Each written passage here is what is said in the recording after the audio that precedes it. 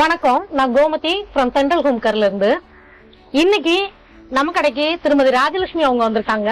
அவங்ககிட்ட அவங்க யூஸ் பண்ணிட்டு இருக்கக்கூடிய பேண்டி லைனர் பத்தின ஃபீட்பேக் பத்தி கேட்கலாம்.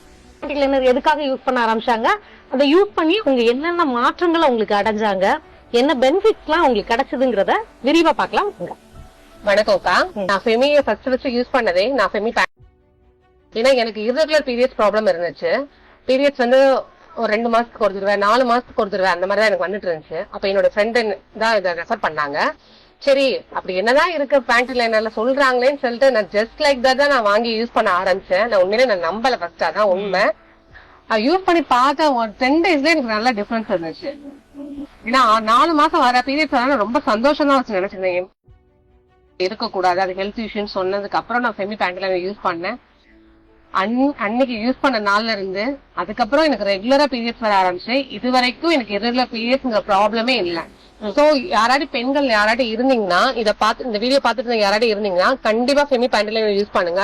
irregular periods problem, PCOD, thyroid, இந்த மாதிரி எல்லா பிரச்சனைகளுக்குமே இது ஒரு நல்ல பெஸ்ட் சொல்யூஷன். கண்டிப்பா ட்ரை பண்ணி பாருங்க. தேங்க்யூ.